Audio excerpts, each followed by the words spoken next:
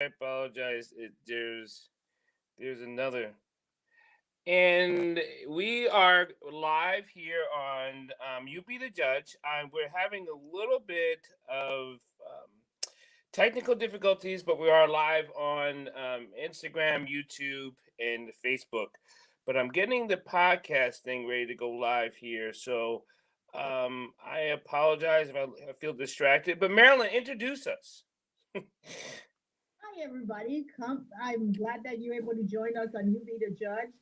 And I am here with my handsome, or should I say, heavenly handsome co host, Dr. Paul Dyer. And if you guys have heard us before, you know why I say that, because it's a running joke among us. And pretty soon we're going to be joined by the devastatingly beautiful Judge Claudia Barber. And we're so happy we have some guests here today. We have Mike Tabor, who has been here before, and we really, really enjoy it when Mike is here. And he has brought Charmaine Peters with him, and we're really, really happy to hear from her as well. The reason why Mike and Charmaine are here is because they live in a county. I don't know if you guys want to talk about which county. You could name it if you want to. They live in a county in Pennsylvania. Mike is mute, okay, where 90% of the people who voted, or 90% of the votes that were cast for Donald Trump.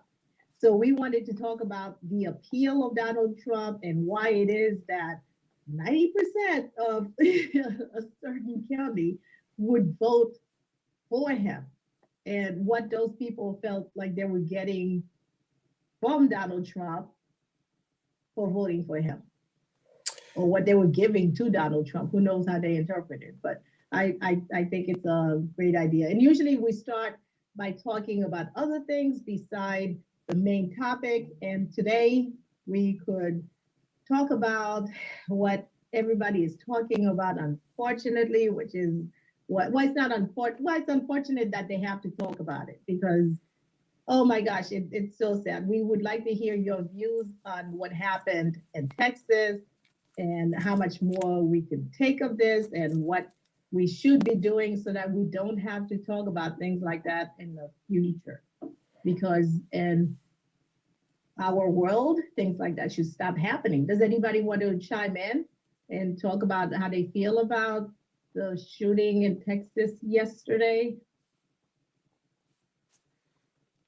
No? Well, Teresa wants to talk. Okay, Well, go ahead, Teresa.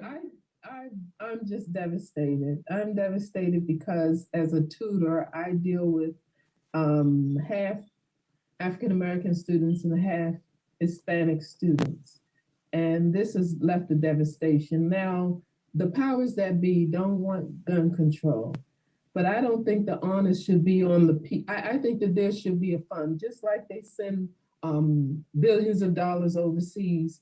I don't think that the parents of these children should have any difficulty with all of the arrangements that has to be made. I think that the government should take over that. I don't think that people should have to set up GoFundMe's for any of the people who have died. As long as they want to keep guns available, as long as they want to keep the videos that make shooting massive numbers of people. I mean, to me, the videos that the children are exposed to, make death and killing massive numbers of people just passe. I just think that when you have all of those freedoms of whatever they are, then you should have a fund set up so that if something happens based on what they don't want to do, then I don't think it should be on the onus of any parent or any of us to take care of what comes after that. I think it should be the government. I don't think that we should pay to GoFundMe's or anything like that. They should be the ones paying for all of that. That's how I feel. So, I, so, I think they were saying that they don't want to, well, the Democrats were saying that they don't want to do a bill because they know that they won't get the 60 votes in the Senate. And I said, do the bill, see who votes for it, and then whoever doesn't vote for it, you could then hold them accountable. when this happens again, you could say, okay, see, you could have prevented this probably. I mean, not 100%, but but by not knowing and by not having these people on record, they're sort of anonymous, and it's really hard to figure out who it is that those family members could hold accountable. So the question we can go around. We don't have to go around and around. Is that, are we looking for someone to blame, or are we accepting ownership because this is happening, will continue to happen because our community is not a unity? I mean, you can always look at your brother or sister because it's their fault in the household for whatever reason. Mom and dad arguing, it's probably because of something you didn't do to my brother or to my sister. But if we looked at the house as a whole, what could I do, or what could we do to be a better household? And we gotta extrapolate that on a macro level too, because we cannot just talk about. I know people can be against guns or for guns. That's either here or there. They could be against legislation or for legislation. But we are not doing something as a community that is giving the environment to allow this to keep happening, if that makes sense. Because go ahead. Well, we'll go back out to the field. We're calling from a rural county farm about another topic.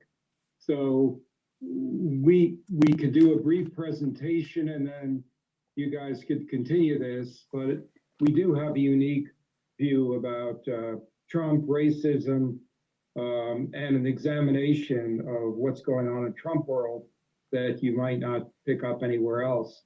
So are you ready, Professor Dyer, to go online with this? Absolutely.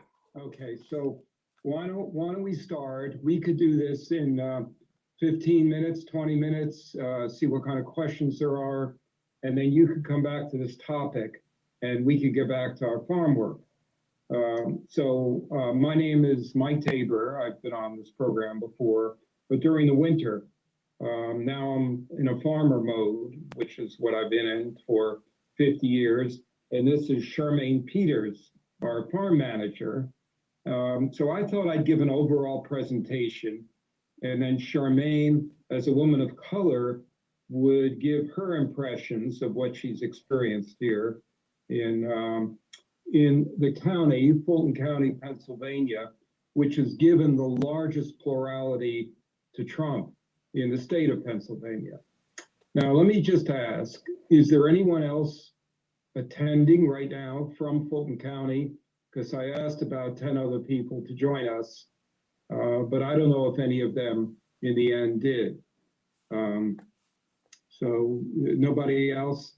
So we'll just give it. I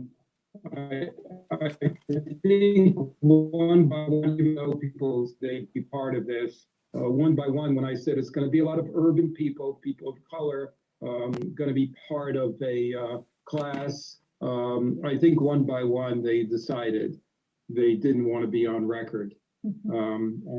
So let me give a little bit of background. And that says a lot, doesn't it?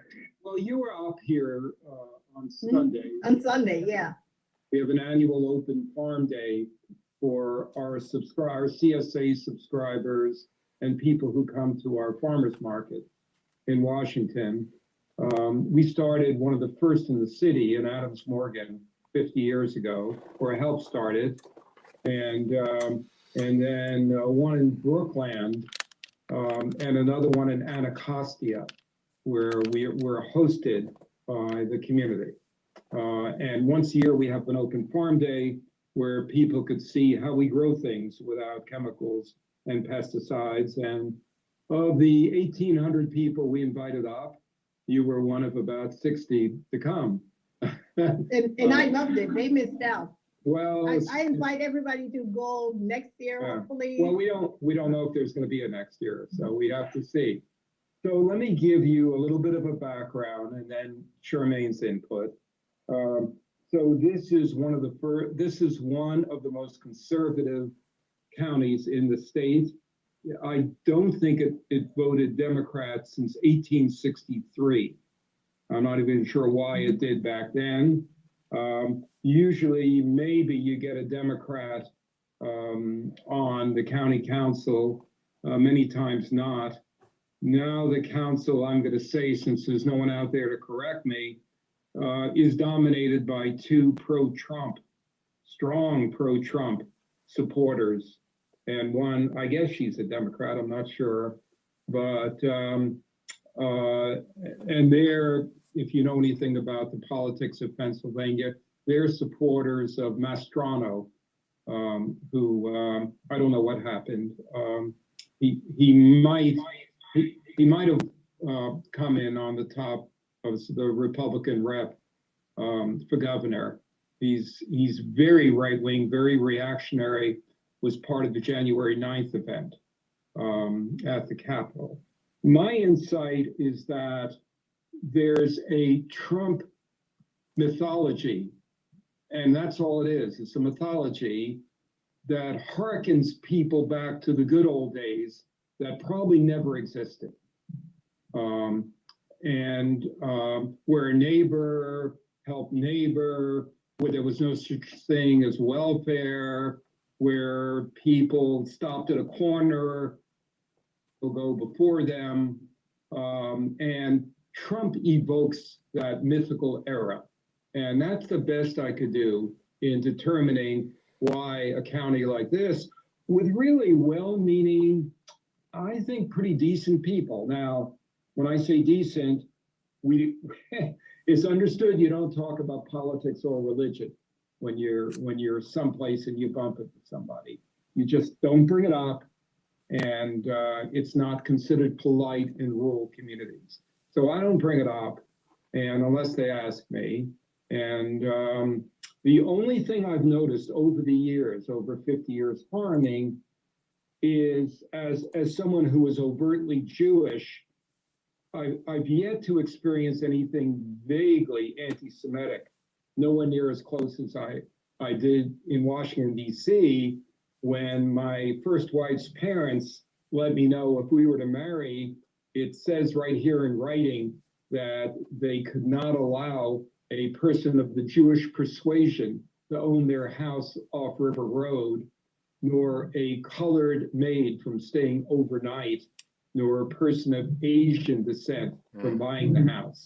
So in some ways, I experienced more racism in Washington, D.C. than I have here. The local vet, Dr. Kaplan, when he was alive, was Jewish, had two sons, and over again, they assured me they never came in contact with anti-Semitism. What I've experienced is a lot of anti-Catholicism, So I'm going to stop there unless you got questions later, and let Charmaine, who, as I said, has been here for 15 years, has her own insights as what it feels like to be a woman of color in a county that's probably 98% white and 90% Trump. Thank you, Mike. Welcome, Charmaine. Thank you. As Mike said, I have been here working at the farm for 15 years, and I came here. My father was in the military, and so I traveled around and I've been to different places, and so I felt comfortable coming here. I wasn't worried about it too much. I didn't think about it too much because I'd come from Washington, D.C. And I didn't run into any overt, I ran into curiosity more than anything else from the locals. I don't interact a lot socially with the local people. Most of my interactions have to do with, I need tractor supplies or planting supplies or something. So it's business usually, or mushrooms or some other, yes, I need something like that. And people have been very friendly. There's been some curiosity, and there's been references to me, they'll say, oh, I knew a colored girl once, and that kind of thing. Nothing felt like they were trying to be mean or anything. It was more that they just had very old-fashioned ways of referring to Black people or African Americans. But I will say that I around the time of the Black Lives Matter situation, there was an incident in our town where a group of Black church people came into town and were going to talk about the Black Lives Matter incident. And people here locally got all riled up about it. They thought that we were having a riot going to happen here locally, and they got their guns out and they kind of stood in front of the courthouse with their arms crossed, like, we're defending our property and our land from the people. And I was having a conversation with one of the locals about this, and I said, this is a group of church people coming to talk about Black Lives Matter. I don't know why you felt like you had to be threatened by that. And they said, oh no, they were coming to start trouble. And this person said to me, but don't worry, we don't think of you as Black. And and it was eye-opening again for me. And I had to gently remind them that was kind of I know that you intended that to be a compliment, but you trying to compliment me, you were also trying to say that those other people were Black and they were a problem. And so I feel that there's not been enough exposure. These people have just not been exposed to Black people or people of color of any type. And they just have this feeling of those people are others. And I think Mr. Trump has made people feel very comfortable with those feelings. He refers to all other races of people as kind of other and those people, and he's not welcoming to everyone. And so I think he makes people feel comfortable with their prejudices. That's kind of my take. So Charmaine, I'm going to jump right in, and the ultimate question is, and obviously this is more of a perspective, maybe Mike can jump in, is that white people who know this is going on, who say nothing, contribute to the ongoings of the continuous. Do you find that to be true up there, Charmaine and or Mike? I will say that I guess I know several people who are outspoken Democrat. We have, gosh, in my county, I guess we have 9,000 or 10,000 conservatives, whatever, compared to maybe less than 2,000 would call themselves liberal or Democratic. And we have an active Democratic group that does, speak out, and they have protests and whatnot. But I think because this isn't a Democratic issue. It's not a Democratic. It's not a Republican issue. It's a people issue. We have to figure out this is not a party issue. It's about people either saying something or not saying something. And when white people don't say anything, when Black people don't say anything or do anything, they contribute to the factor. So whether it's for or against, if you don't do anything, you become explicit into what's going on. And you're held also liable for what's going on. Because if you do nothing, it stays the same. If you say so, if you don't say anything, it stays the same. So we got to make sure we focus on people and not parties, because we get too complacent or confused when we only look at a party and a person. We got to look at people. Well, okay, let me chime in if I could. Sure. I'm pretty outspoken out here. Right. And I'm regularly writing op-eds, letters to the editor, regional publications. And actually 2 years ago during Black Lives Matter, the staff approached me and said, Mike, while we're here, understanding most of us are women and probably some might be gay, we would actually appreciate it if you stop writing these things. It puts us in danger. Mm. So actually, it was their request. I backed off, and I started writing things again. This is, it's pretty overt in terms of the white, the strong white, and I would even say pro-Nazi exposure here. That you're on the front lines, and I realize that every time I come here, I don't hide my politics. We have had some personal issues when a guy who was dumping sawdust that he was grinding up, he had the choice of taking it here or taking it to the dump.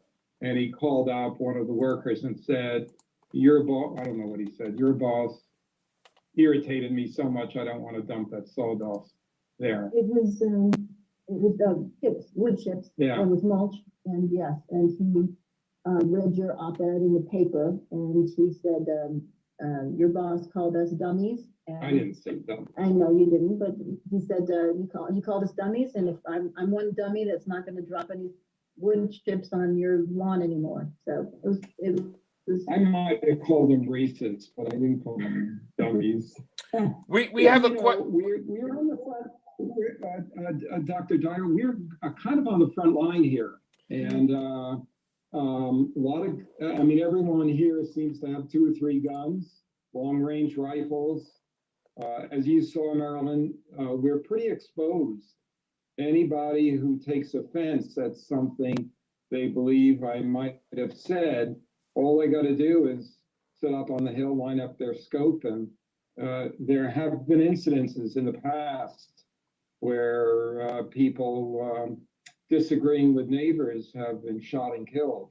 And I figure, well, look, I've lived a good life. If that actually really does happen, which I would like it not to, I've had it good, and I've spoken up and shown my beliefs. And I know last year we had 3 people come and fix a fence, a large, expensive fence we had put up in the field to keep deer out. And one of them said, well, Mike, how do you feel about Trump? And I said, well, you asked me. And I said, I think he's a con artist. And I think he's a racist. And they were dumbfounded. They didn't believe I said that. And they shook their heads. And someone said, you got to watch yourself. You gotta watch yourself. John, you have a question. Go ahead, John. Yes, thank you very much. I have 2 questions because having listened to the conversation, it looks as if we need empathic communication, and that seems to be lacking in many of our discussions. So for Mike and Charmaine, my question, I wanted to know more about your community. What is the demographic? And what is the age range? What is the educational input that you gave of a group of people coming from outside of the same color with you, and yet you are singled out that you are not the same color? They are not referring to color of the skin. They are referring to, they know you and they don't know those other people. And so they regard those people as a threat, but you are not a threat. I think that's my understanding of, you are not black. You are not a threat, but they consider them as a threat. Exactly. Yeah, you got a point. Therefore, we're not. Yeah. Interestingly enough, in Fulton County has kept this population pretty close at 10, 12,000 in the 50 years I've been here. There's no developments in the county. There's no tract housing. This is a conservative county. A lot of the people can trace their ancestry back to African Indians.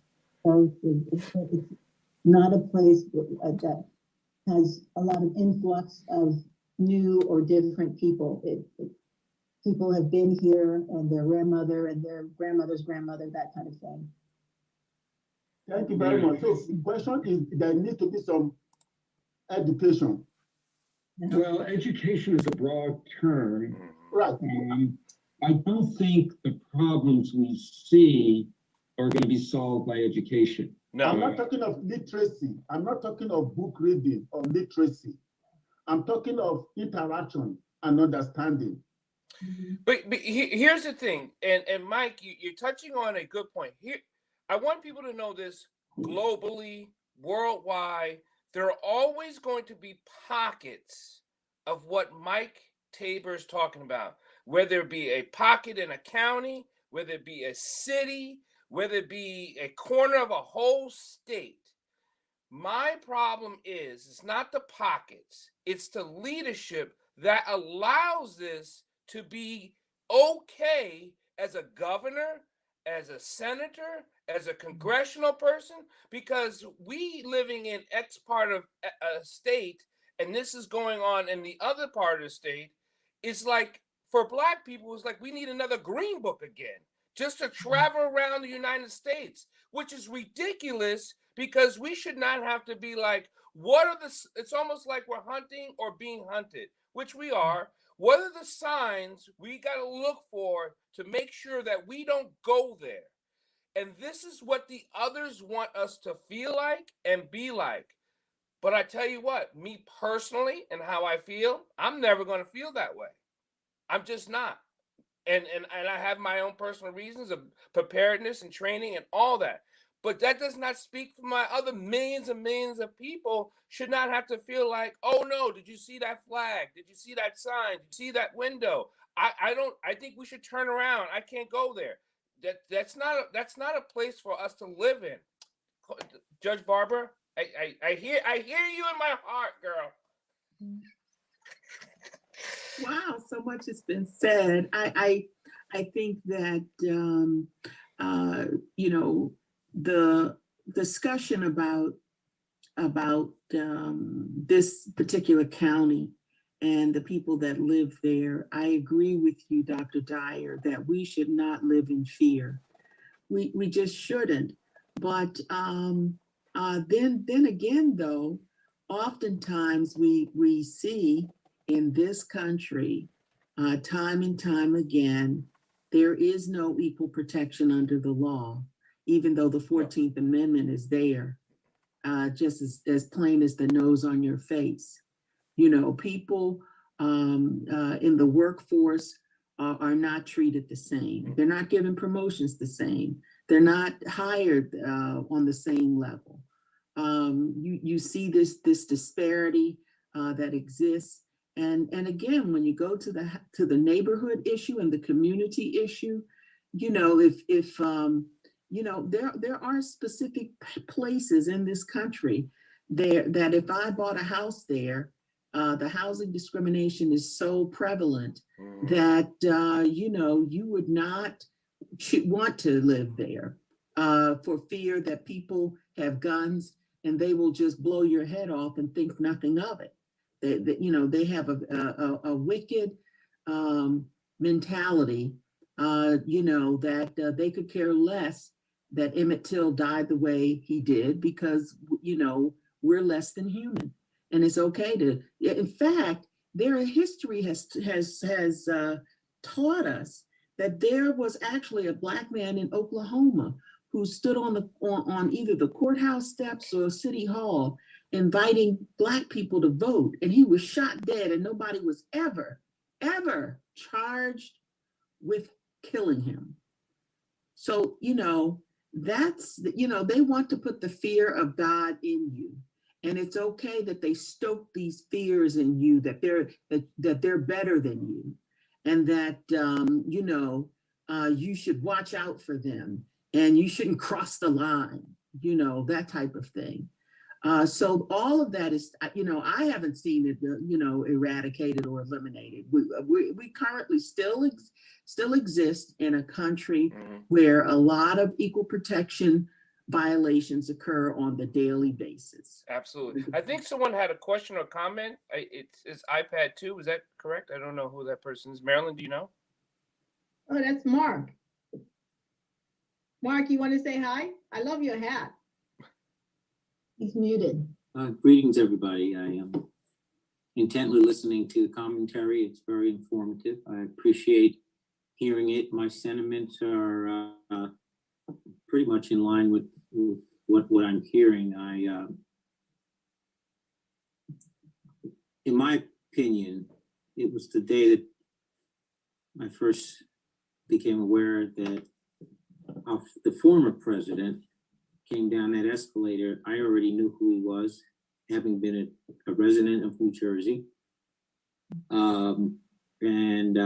Many people, many businesses were hurt by some of the shenanigans and the practices that we would conduct with businesses to basically roll bankruptcy and then turn around, and all the contractors involved with building his buildings or doing work for him would end up getting less than 10% of the dollar on their efforts, so performing work underneath some of his businesses. So I had many friends and family that were impacted by that. So I knew going forward that day that he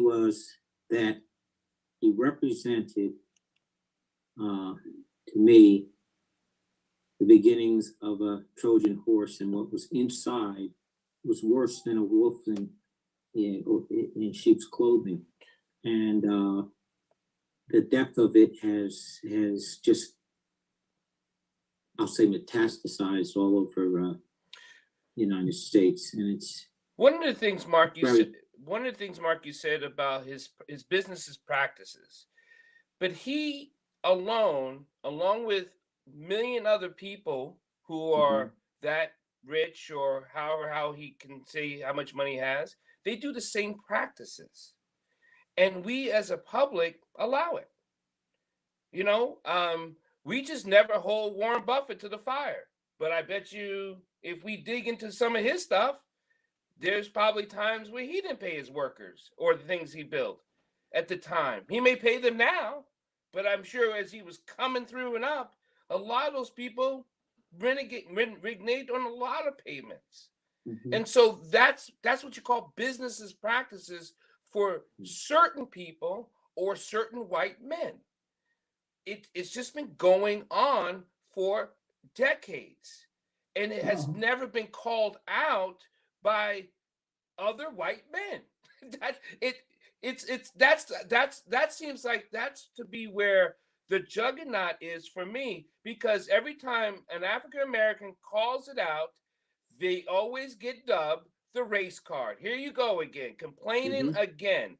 And okay, so now we have to figure out, we got to show facts, figures, and everything. Yeah, but you're just complaining because ... So when other people notice it outside of the minority race, say nothing, it becomes an okay practice. That is where we are in the system.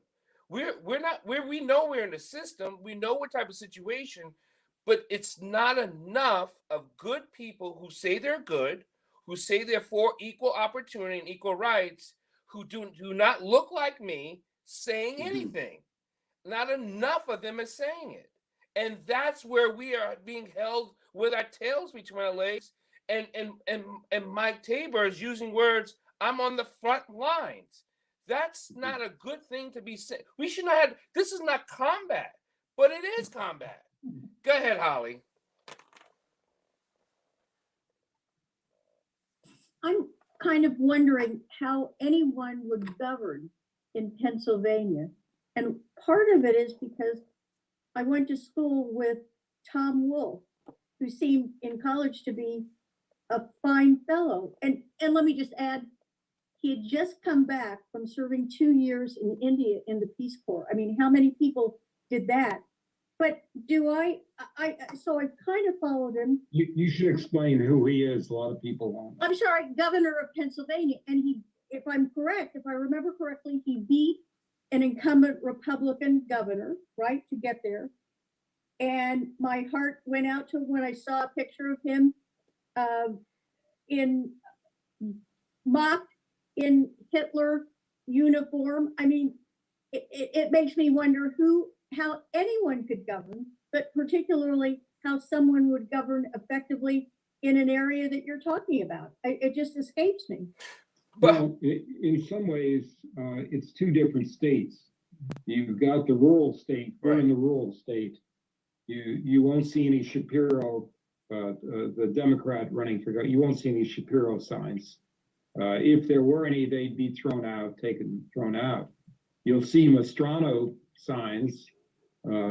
He won overwhelmingly here. You'll see a lot of Trump signs. My observation is the Democratic Party in rural Pennsylvania has given up. It has a horrible ground game. You won't see any, you only see Republican right-wing signs. And either they've conceded the areas in rural Pennsylvania, or just assume the votes to govern are going to come from Philadelphia, Pittsburgh, maybe Chambersburg, York, Harrisburg. So it's really two different states. And so Mike, you kind of proving my point. When a person running for a particular seat who will not put a sign in an area, who does not publicly say anything, like I won't put my signs in Mickey Mouse County because they are XYZ. They won't say that publicly. well, yes and no. Like we put signs at our mailboxes, but we're a half a mile back from the road. I've made it very clear. Actually, Fetterman is an incredible example of someone who looks like an oath keeper and is a very progressive candidate running for U.S. Senate. Will he get many votes here? I don't know. He comes from a very conservative area. I'd say the Democratic Party has written us off, not so much individuals, because I've tried. Well, Fetterman's come here and he'll come again, but the ground game of Democrats is pretty bad. And individuals who put their signs up along the road just get them trashed. So, Believe it or not, you have elements of that in South County and Anne Arundel County as well. In Montgomery County. Oh, okay. So Okay. yeah, you could pick a county. It happens everywhere.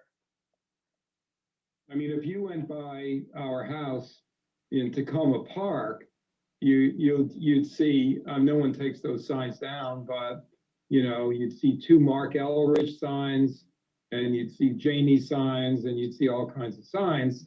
And because it's Tacoma Park, there's not an issue. But here, this is Republican country. So the dominant signs you see here are, I guess I may as well say it, they're dominant signs, fuck Biden, and Biden's an idiot. Those signs are tolerated. So I did have a letter to the editor in the local paper, and I'm not going to read it, but a lot of people, and I said, these Democratic elections seem to be gone. You may I as well can't put hear hate anything thy you're neighbor saying. up. I I cannot said, hear anything you are saying. I'm sorry, are other people having problems? No. I do hear you. Yeah, Will, do you want to bring up your volume? Yeah, I hear them just fine. Yeah, me too. No, it's just one person, I think. I did suggest people put up signs saying hate thy neighbor. And a lot of people commented that that was clever because that's the feeling. The Republicans and the Trump influenced Republicans are not giving up. They're demonizing. They're pretty negative, and it's not old politics. It's invented politics, cultic politics, I would say. And another neighbor used the word Christian nationalism. He said you have to better understand Christian nationalism. And he was the newspaper editor, used that term. And I thought about it, I thought he had a point. A very good point. A very, very, very good point. I asked him if he would write about it. He happens to be a liberal. I invited him to be on this program. Old family. See, we're not, none of us are old family. I think the point someone else made is correct. We're, we happen to be here. I make a point. When I first came here, I volunteered as an EMT, as a firefighter. I got to know people. I was part of what I called a consciousness lowering group to get to know people. And, but if you're not a native going back 2, 3, 4 generations, you're never going to be accepted. And that's just what happens here. And people know if they tell a racist joke, I'll say, you better tell that joke without me here. It's usually not racist against blacks. It's usually about Slavs or, the old jokes. I find it odd, the racism. I do see Confederate flags. And when I've had some kids come up here, black kids, they said, why are there so many Confederate flags? And I said, well, even though this was an anti-slavery state, and in fact, early black communities established churches here and communities here in the 1800s, but then eventually moved to urban areas. And there was a black gynecologist who bought a house in the county seat, and for a while was able to make it, but I think he chose the wrong. So they don't even get medical doctors here. They get doctors of osteopathy. You can't even attract an MD to poor counties like Fulton County.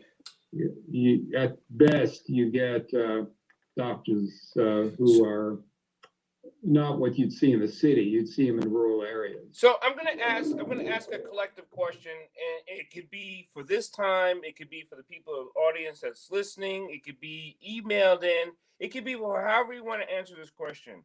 What do you think the solution is for us to unify as a community, or is it just for us to separate in different counties and say, you county can live over here and we county can live over here? I mean, what are some of the ideas or solutions? Because as it's going now, this isn't working. Let's go with that, right? This is not working. And the way it's continuing, it will not work. So what are some of the solutions? Do we just split up? We have us and them, whoever those us and whoever we them is?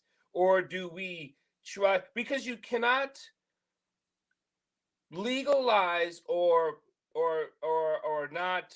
legislate morality, right? You can't legislate it, right? And you cannot produce it in the courts. So what are some of the solutions?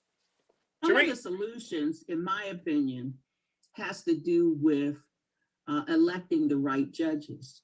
Some of the and we can again bring attention to Mary Lynn Pierre, who's running for judge, circuit court judge in Montgomery County. Yes, for Montgomery County. The other thing is that you have to recognize that, and I hate to kind of point out partisanship, but Republicans have been going by the same playbook over and over and over again. It's getting tired. How many of you all remember how George Wallace split the vote in the 60s against Hubert Humphrey? And they just seize on that race ideology, racism ideology, and create a civil war to get everybody riled up and cause divisiveness. And it's done for the sole purpose of maintaining power. It's done for the sole purpose so that they win. And, they maintain their white superiority. So there's nothing new under the sun. They're not, they've got the same old game here. Try to divide with all this replacement theory garbage and all of this, But Claudia, it is a desire. fear for them. The replacement theory has been around, has been going around since the 70s. I remember reading books in the 80s about the replacement theory. So this is nothing new. It has always been a fear of the white males about not being able to sustain their race. It's been there. This is not something new. Go ahead, The Holly. counter to that is really, so what if you don't maintain your race? We all live together in the same country, period, Yeah. on the same planet, But So I mean, the world shouldn't end because of that. well, it does for some people. It really does for some people. They don't mind you working in the same career, but don't live in my neighborhood. Go ahead, Holly. I'm sorry. But what is antithetical to people in your county, Mike, your area, to Josh Shapiro, just inherently? Well, Other than I not do so blame, I do blame, I mean, how many people even know out there who Josh Shapiro is? Anybody outside of Holly and me? Anybody? Oh, yeah, I know who he is. I do. Yes, I believe. Well, a lot of the blame to me goes to the Democratic Party and a bad ground game and abandonment of rural areas and poor organizing. They've just written off rural America, and it's come true. What you've got here historically is an extension of what was called know-nothingism in the 1800s and nativism, which goes back even earlier. And so these are people that didn't used to vote, a lot of these people, and they've been energized by Trump and a Trump cult. I don't blame Republicanism as much as I do this cult. And this cult is a MAGA cult. It's bring back an America that never existed. Well, I tell you, I agree with you, Mike, and I think it's if as you're going to blame the Democrat as a whole, maybe not slices and pieces of it, but as a whole, they have written off certain sections of communities throughout the United States purposely. They're like, oh, they won't show up. Oh, they don't matter. They have done that repeatedly through decades. So in black rural communities too. Absolutely. They have done that purposely. They're like, oh, they'll never come to the polls, or their percentages are so low, we won't ever send anyone there. They've done it. They've done it to places in the United States, presidential elections. We know there's flyover country, terms used. There's different places in the United States that not one president candidate will ever land, period, because they're the 3 or the 2 or the 5 electoral votes they get from there doesn't mean anything as long as I win Pennsylvania, California, New York, Chicago. I can win, what is it, the 32 states. If I get those 32, I win, right? We could care less about what those other states could do. And that kind of goes us back to, go ahead. But let me share with you that mentality, that defensive mentality of voters, see, that carries out in the administration too. It does. That carries out in the people who are elected for office. They're very dismissive about minorities and their concerns. Look how the Police Accountability Board is being handled through the administration. Oh, if somebody asks for investigatory powers or subpoena powers, they rule that out of the bill. They won't get it. As though we're not there, we're not sitting there, we're not watching you. Of course we're watching you. Look at the watered down bill he just signed today. The George Floyd bill. Have you read it? It's been so milquetoast watered out that some of these words, it's not even as strong as it was. Come on now, people got to read the stuff that he just signed, that he said he was going to sign when he went into office, and then now it's been so watered down, it doesn't even matter. We might as well go right back to the 14th Amendment, which we don't have anyway. Come on. People got to start understanding what's really going on. Well, Mike, Sorry about that. Sheldon has had a question in the chat for a Oh. really long time, and I've been waiting for a good moment to ask it for him since he gave me permission. Sheldon says, Mike, if the folks are good, well, if the folks are good people, and then in parentheses, he says, unlike KKK, what can be done to loosen their link or hold that Trump seems to have over them? Well, Trump speaks to them. He speaks to them. The Democrats don't speak for them. They're not even interested. I mean, that's generality, but So what can we do, or you can't what- do, to sadly, speak you then? cannot do anything. I do know friends of mine, when they want to go, you mean, I feel personally we should be involved in local politics. That's my commitment for 20 years. That's my belief. And I've had people make fun of me. And they say, no, we're going to go volunteer in Virginia. Or we're going to volunteer in Reading. You know, they live in Silver Spring or Bethesda or Tacoma Park. We're going to go to Allentown. And they go into primarily working class communities, but they don't pay any attention to what are the choices right now, for instance, for governor of Maryland. And how much do you really know about who's running and what kind of choice you're making? I'd say it's not there. It's just not there. Or school board. How many of you know the school board? 50% of your money, if you live in Maryland, goes to school board and education. How many of you have looked closely at who's running and on what basis? Or you've got 3 delegates and 1 senator. How much do you really know about them so that you're not just looking at the Washington Post? Preach, Mike, preach. Look at that Jewish preacher. But you're so right on. I actually posted something said, re-elect no one if you can't tell me anything. Well, you know, people have heard me talk about this for a long time, and that's why I'm involved with Maryland.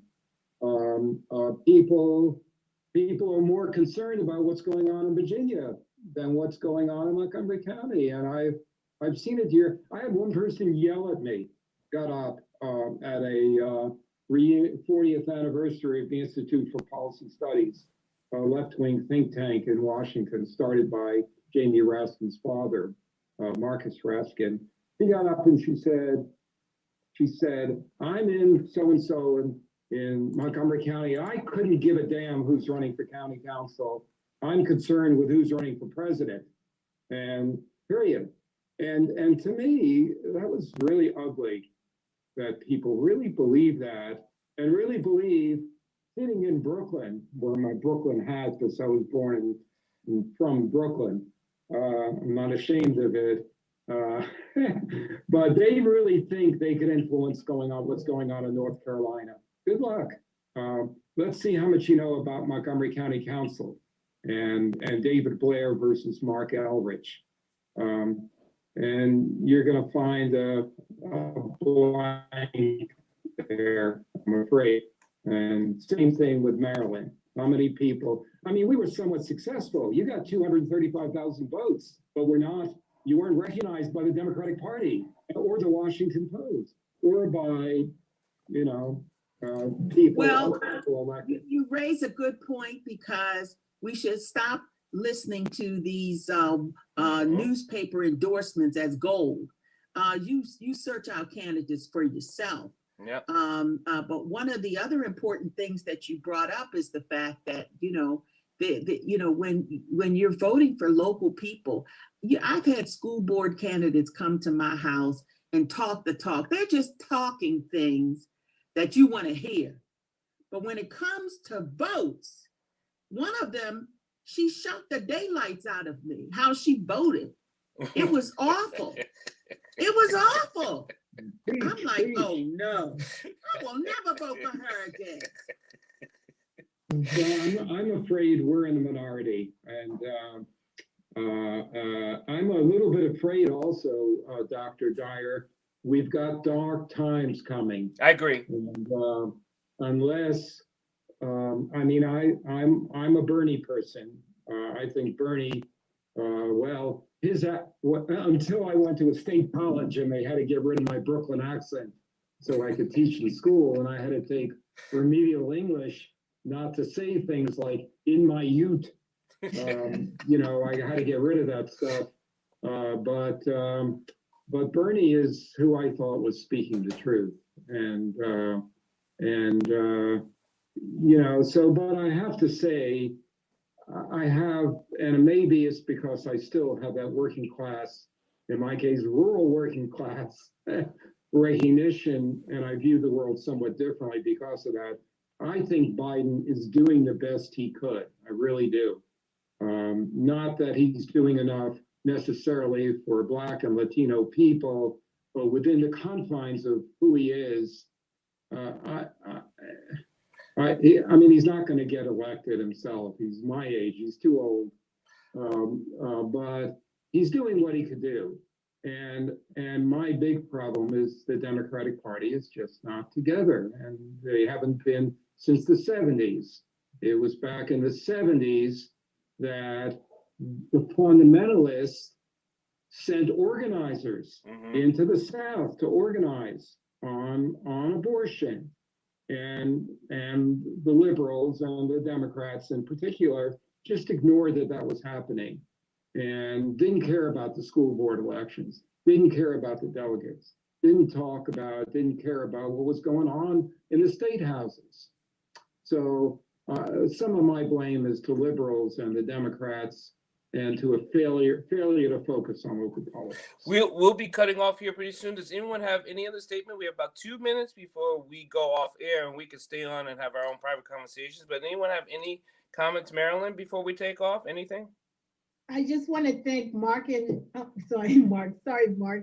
I just wanted to thank Mike and Charmaine for doing such an excellent job explaining this to us, because this is a very, very important topic, and I think that I learned a lot today. I want to say, please come back next week, because we are going to have a discussion on the temporary protective status. And it's, well, Sheldon agrees with me that this was an excellent discussion. Good. So please come next week. We could talk about that. We could talk about what it means and how it affects us. The young lady who is going to be our guest recently won a case involving the temporary protective status, and she will discuss that. So thank you. Judge Barber? Judge Barber? I'm happy to be here again, and I thank you always for the invitation to participate in this program. It is very enlightening, and Mike Tabor and Charmaine, you have really educated us on rural areas and even rural politics greatly. So thank you. I just want to say, these neighbors, when I say they're decent people, sadly, there things get in the way of the decency, which I don't have time to get into. But they're not stupid people, and I don't think hatred is part of their ethic. I don't think they've been taught hate, which is what I found in the South. I'll never forget the reception I got in the South in 1964. Those people were taught to hate. So, Mike, you actually bring up a question. Does division equal hate? Because we know hate gives us division. Because not everyone that likes division is hateful. I agree. But there's still people that won't like me around, not because they hate me, it's because they just believe that we're divided, if that makes sense. Well, then Charmaine's presence here shouldn't have been so well received. But I disagree with you on that, because I think Charmaine's presence here, I mean, as much as I love Charmaine, she's not an owner. I think if she were an owner, it would be a totally different reception for her. And Teresa, do you